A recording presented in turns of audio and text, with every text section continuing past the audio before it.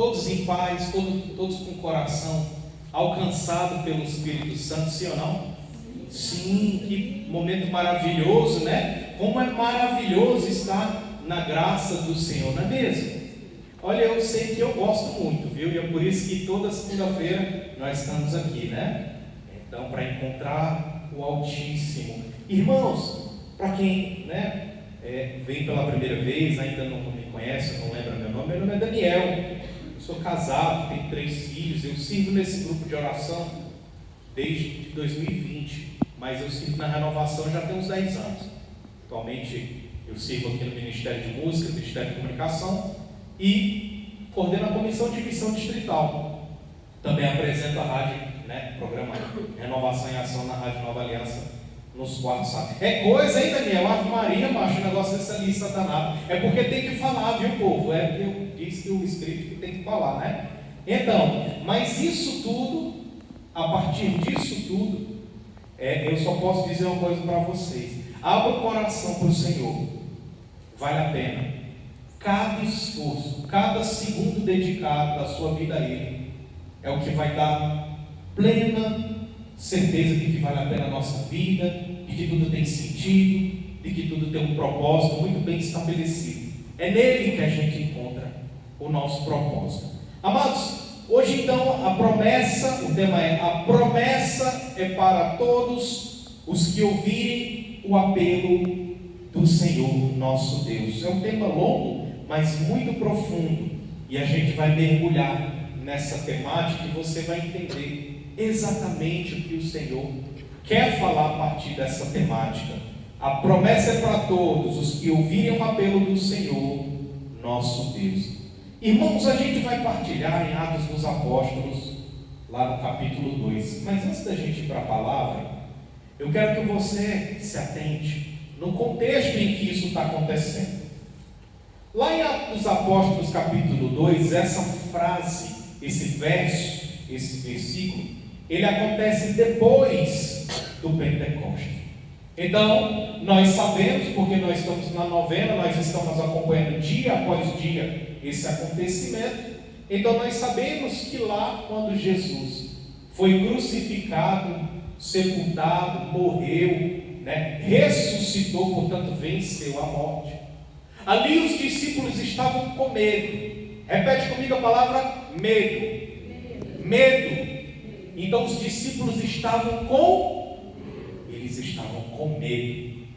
E tantas vezes eu e você temos medo, temos insegurança com aquilo que nos acontece no nosso dia, sim ou não? Ou sou só eu que sinto medo? Você sente medo também? Eu sinto medo.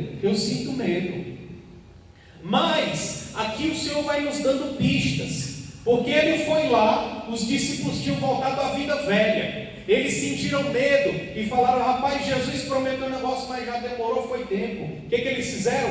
Voltaram para a vida velha, voltaram lá para o lago, voltaram à vida de pescadores. E Jesus teve que reaparecer para eles e falar: ops, que arrumação é essa, macho? Eu não disse que é para vocês esperarem lá em Jerusalém? É lógico que Jesus não usou essa fraseologia baixa, né? Isso aqui eu estou usando por uma questão de acessibilidade. Jesus, portanto, apareceu e chamou a atenção daqueles: não tenhais medo, aguarde lá em Jerusalém o cumprimento da promessa. E tantas vezes eu e você não sabemos esperar. Então diga comigo: eu não sei esperar. Às vezes, bota às vezes na frase, porque a gente vai profetizando que a gente vai mudar, não é isso? Vai melhorar em nome do poderoso. Então, às vezes a gente não sabe esperar. Mas qual é o ensinamento que o Senhor nos dá? É que quando os discípulos finalmente voltaram para Jerusalém, se colocaram naquele cenáculo com Maria, dando a unidade, dando a liga, vamos dizer assim, cuidando, pagiando, pastoreando, cuidando, puxando a orelha deles. Então eles se colocaram no cenáculo. Vai dizer a palavra que eles estavam dentro de uma casa e tudo estava fechado, todas as portas e janelas, mas eles estavam orando. Repete comigo: estavam orando. Eles estavam orando assim. Eu e você precisamos aguardar em oração. Não é apenas aguardar, é aguardar em oração o cumprimento da promessa. E o Senhor vai mostrar e vai comprovar que se eu e você aguardarmos, soubermos esperar em oração, Ele vai cumprir a promessa. No caso concreto aqui, a promessa era o envio do Espírito Santo, que lá desde João 16 ele já tinha, na Santa Ceia, dito que viria o Espírito Santo. Na verdade, desde os profetas lá no Antigo Testamento, já se falava da vinda do Espírito Santo. Então, no contexto aqui, meus irmãos, tinha acabado de acontecer Pentecostes. O Espírito Santo desceu sobre eles como línguas de fogo e repousava sobre os discípulos, mas não só sobre os discípulos, sobre aquele povo que estava ao entorno do lugar que eles estavam. Vai dizer a palavra que eles ouviram estrondos, barulhos, ruídos, e muitos que estavam ali nas proximidades foram ver, foram curiar. Não é isso que acontece? Às vezes a gente não sabe o que está acontecendo, vê um barulho, vê um movimento, rapaz, que negócio é esse? A gente vai ali, ó, e por sorte ainda sai beliscado pelo Espírito Santo. E foi exatamente o que aconteceu com eles. É claro, a palavra vai dizer que alguns foram alcançados pelo Espírito Santo, mas infelizmente outros estavam zombando. Que é isso que eles estão falando? Uns diziam admirados, eles estão falando na minha língua nativa, sendo eles galileus, como pode isso acontecer? E outros diziam, estão embriagados, zombando. E aí Pedro, que recebeu o Espírito Santo, já não tinha mais medo. Repete comigo: quem recebe o Espírito Santo não tem mais medo. Repete isso: quem recebe o Espírito Santo não tem mais medo. Então ele abriu a porta, saiu daquele local onde eles estavam em oração, e ele colocou-se a pregar. Essa primeira pregação de Pedro vai dizer a palavra que foi feita para várias pessoas, e eu quero que você tome a palavra para a gente acompanhar junto um trecho dessa pregação. Mas foi uma pregação belíssima, e a gente vai ver um trecho dela. Abra a sua palavra, por gentileza, lá em Atos dos Apóstolos, capítulo 2. Nós vamos direto no versículo 37. Essa pregação, Pedro ele vai fazer uma retomada, ele vai falar daquilo que Davi falou, daquilo que foi dito lá no Antigo Testamento pelos profetas. Ele vai dizer aquilo que foi dito: Israel, povo escolhido, Israel, aquilo que foi dito, aquilo no qual você crê, se cumpriu agora. A promessa do Paráclito, do Espírito Santo de Deus, conforme Davi tinha anunciado, se cumpriu. Se cumpriu em razão do quê? Do Messias, de nosso Senhor Jesus Cristo, daquele que vocês crucificaram. Inocentemente vocês crucificaram aquele que era inocente, mas a morte não o segurou. Ele venceu a morte, subiu aos céus, sentou-se à direita do Pai e enviou o Espírito. Ele enviou o Espírito Santo de Deus. E Pentecoste é isso. Então você abriu lá no versículo 37, e a gente vai pegar esse trecho que Pedro vai dizer. O que ouviram lhes tocou o coração. Então, o que Pedro falou, no caso, o que ouviram lhes tocou o coração, e disseram a Pedro e aos outros apóstolos: o que devemos fazer, irmãos? E Pedro respondeu: arrependei-vos e batizai-vos, cada qual invocando o nome de Jesus Cristo, para que sejam perdoados os vossos pecados, e recebereis o dom do Espírito Santo, pois a promessa vale para vós e para vossos filhos, e para os distantes a quem o Senhor nosso Deus chama. A sua tradução ela pode estar ligeiramente diferente, mas a essência é a mesma. E aqui nós vamos repetir esse versículo 38. Pedro lhes respondeu. Observe, meu irmão, que Pedro inicia a sua pregação. Pedro está pregando para um povo que acaba de experimentar o batismo no Espírito Santo. Pedro está pregando para aqueles que acabaram de experimentar o derramamento, o Pentecoste. Então o Espírito já pairou sobre eles. E Pedro, portanto, vem e prega. Essa pregação, em razão do Espírito Santo que pairava sobre eles, faz com que eles se arrependam. Observe isso que a palavra vai dizer. O que ouviram lhes tocou o coração. Então aquilo que Pedro pregou para aquele povo tocou o coração de quem ouviu. Mas só tocou porque o Espírito Santo estava lá. E disseram a Pedro. Portanto, a experiência do Espírito Santo e aquele que experimenta o Espírito Santo buscam a vida nova. Entende isso, irmão? Aquele que experimenta o batismo, aquele que tem experiência com o Espírito Santo, tem uma mudança de vida. E é exatamente isso que está relatando no versículo 37. Tocou o coração. E disseram a Pedro e aos outros apóstolos: o que devemos fazer, irmãos? Irmãos, tantas e tantas vezes a gente vem num grupo de oração, tantas vezes a gente é alcançado pelo Senhor, tantas vezes Ele vem e incendeia o nosso coração. Agora mesmo Ele realizou curas, restaurações. Ele foi na sua juventude e restaurou muitos. Ele veio, abraçou e curou muitos. Então eu e você fomos verdadeiramente tocados. Mas é necessário decidir por uma vida nova. Repete comigo: vida nova. Se a gente não decidir pela vida nova, nós vamos ficar como homens e mulheres velhos, amarrados, presos, atravancados num homem e numa mulher velha. Exatamente naquilo onde o Senhor não nos quer.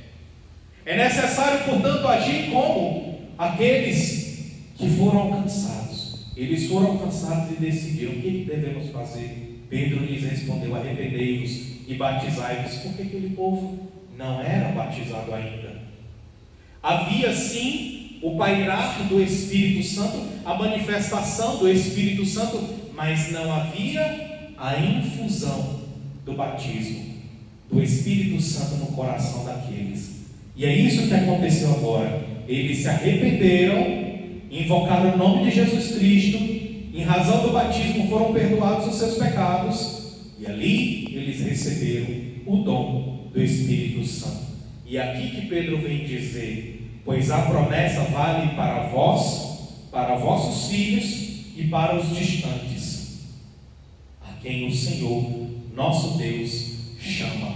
O Senhor nosso Deus chama. Repete isso comigo: o Senhor nosso Deus chama. Ele chama muitas pessoas, irmãos. Essas pessoas que estão sendo chamadas estão lá fora. Como é que Ele quer que acesse essas pessoas? Alguém tem uma dica? É por meio da gente mesmo, viu? É claro que às vezes pode estar passando no seu coração: ih, rapaz, meu filho devia estar ouvindo esse negócio aí, isso é para ele. Meu marido, vixe, olha, aquele cabra, ele devia estar ouvindo isso aí. Irmãos, é para a gente, viu? É para quem está aqui. É para quem está ouvindo essa pregação lá no nosso canalzinho do YouTube. É para a gente. Ele está nos dizendo: a promessa é para todos. E assim o Senhor vem nos mostrar aqui na palavra, com o exemplo, com muitas outras exortações, conjurava dizendo: salvai-vos, afastai-vos desta geração pervertida. O que é se afastar dessa geração pervertida? É mudança de vida, É a gente se afastar dos maus costumes. É a gente se afastar das rotinas que não são adequadas. É a gente buscar rotinas novas. Se a gente tem uma rotina diária que não nos favorece, que não prioriza o Senhor, sendo o mandamento amá-lo sobre todas as coisas, a gente precisa mudar a nossa rotina para buscar essa vida nova. A gente precisa ser mais fiel e esperar o cumprimento da promessa. A gente precisa buscar o Senhor, é claro e é evidente na Santa Missa, mas aqui também no grupo de oração. Aonde o Senhor quer te plantar? Aonde Ele está te plantando? É necessário que você e eu tenhamos isso em mente, porque no versículo seguinte, a palavra vai nos dizer: os que aceitaram as palavras dele se batizaram, e nesse dia, umas 3.000 pessoas se incorporaram. Nesse dia, em razão da pregação de Pedro, 3.000 pessoas, irmão, é gente, é muita gente. Em razão dessa pregação, 3.000 pessoas foram batizadas, 3.000 pessoas decidiram por uma vida nova. E qual é o efeito dessa vida nova? Qual é o efeito colateral do batismo do Espírito Santo? Vai dizer a palavra: eram assíduos em escutar o ensinamento dos apóstolos, na solidariedade, na fração do pão e nas orações. Diante dos prodígios e sinais que os apóstolos faziam, um sentido de reverência se apoderou de todos. Os fiéis estavam todos unidos e possuíam tudo em comum. Vendiam posses e bens e os repartiam segundo a necessidade de cada um. Diariamente acorriam fielmente e unânimes ao templo. Em suas casas partiam o pão, compartilhavam a comida com alegria e simplicidade sincera. Louvavam a Deus e todo o mundo os estimava. E o Senhor ia incorporando à comunidade todos os que iam se salvando. Palavras do Senhor. Irmãos, o efeito colateral do batismo do Espírito Santo é a vida em comunidade. Você entendeu isso? Sim ou não? A vida em comunidade não é de qualquer jeito. Ela tem um exemplo. Ela precisa ser perseguida. Assim, essa promessa de levar o batismo no Espírito Santo, o Senhor quer isso para provocar mudança de vida, para provocar comunidade. Ele quer provocar, ele quer gerar comunidades. De que forma? Com assiduidade no ensinamento dos apóstolos, solidariedade, partilha do pão, divisão, ou seja, um ajudando cada um conforme a sua necessidade. O batismo do Espírito Santo precisa gerar em nós uma vida em comunidade. Esse grupo de oração é uma comunidade. Aqui o Senhor tem realizado maravilhas, como acaba de realizar no momento de condução. Realizou maravilhas, realizou curas extraordinárias, restaurações, abraçou você, curou você, amou você, preencheu seu coração. Muitos foram alcançados pelo Espírito Santo, preenchidos do Espírito Santo. E o que precisa? Decidir por uma vida nova, não é isso? Sim ou não? Sim. A gente precisa decidir por uma mudança de vida. É fácil fazer isso? Mas é necessário?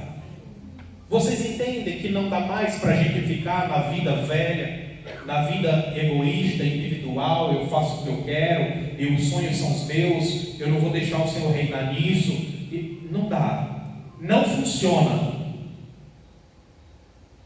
Mas infelizmente 3.000 foram convertidos, 3.000 foram batizados, aceitaram, decidiram por essa vida nova. mas muitos não foram. Nós estamos aonde? Naquele grupo que foi convertido, que decidiu, que deu sim, ou a gente está no grupo que deu para trás, que preferiu ficar na nossa zona de conforto, que preferiu ficar na minha vidinha aqui mesmo? Aonde nós estamos? É necessário que eu e você, a gente reflita com muita seriedade nisso, porque a promessa é para todos os que ouvirem o apelo do Senhor. O Senhor vem fazer um apelo para mim e para você. Não é mais para o povo escolhido de Israel, o povo escolhido de outrora, mas a promessa do batismo no Espírito Santo é para todos, para mim e para você. Mas a gente tem o direito de dizer, a opção de dizer que não quer. Infelizmente a gente tem essa opção. Então, hoje eu e você precisamos decidir. O que você vai decidir? Você vai decidir que sim ou que não. Se você decidir que sim, saiba que você precisa se inserir numa realidade diferente, numa realidade de comunidade, e o seu sim não é só, agora eu vou vir para o grupo de oração, vou ficar sentado aqui, clamando o Espírito Santo, bebendo dessa graça, e todas as vezes sendo batizado aqui, só na beleza, só na manteiga. Não, o Senhor quer o seu sim, mas Ele quer levantar homens e mulheres para levar esse batismo no Espírito Santo a outros. Um grupo de oração existe para levar o batismo do Espírito Santo a todos que vierem. Eu fui alcançado em outro grupo de oração, lá na Vicente Pires. Lá foi onde o Senhor me encontrou, me levantou, me ergueu. 5 anos depois de um momento de preparação, me mandou para cá. Aonde você foi levantado, eu não sei, mas o Senhor te trouxe aqui, é porque Ele quer te usar aqui. Ele quer te levantar aqui, te erguer, te restaurar. Ele quer te usar aqui. Você não veio parar aqui por acaso. Não existe, o Senhor não existe por acaso. Ele te chamou foi pelo nome. Então, saibamos que o nosso sim é o nosso sim pleno, completo, de entrega de vida. E vai ter sim momentos que a gente vai abrir mão, muitas vezes, das nossas famílias, do nosso esposo, dos nossos filhos. Não é assim, Daí? Dói um bocado, não dói, Diva? Mas a palavra do Senhor vai dizer em vários evangelhos: aquele que abre mão de pai, mãe, filho, filha, terras, dinheiro, receberá ainda que 100 vezes mais, com perseguições, família, terra, dinheiro, assim se assado, 100 vezes mais, e a vida eterna. Quem quer ir para a vida eterna? Levanta a mão aí, por favor. Eu quero, já disse para Jesus: eu peguei a senha, eu quero a minha senha, você reserva a minha senha, que eu quero ir para o céu. Eu disse a ele: eu quero ir para o céu, é para lá, é para perto de ti, Senhor, que eu quero ir, é perto dele que eu quero estar, com minha mãezinha Maria Santíssima, é lá que eu quero estar. Você entende, irmãos? Mas até chegar o momento em que ele discernir que chegou a hora de eu ir, irmão, eu vou ralar para levar mais um bocado, uma galera. E esse é o chamado de Deus para mim e para você, porque Ele quer te usar para alcançar mais uma galera. Porque você vai para o céu, irmão, mas você não vai só, você vai de tropa, você vai levar um bocado, sim ou não? Começa pelos da tua casa. Se não deu muito certo na tua casa, tu vai aqui na comunidade mesmo e vai evangelizando onde o Senhor te colocar. É no seu trabalho, é na sua escola, não importa onde você vai evangelizar, é isso que o Senhor quer para ti. Amém, irmãos? Amém. Então te convido a ficar de pé.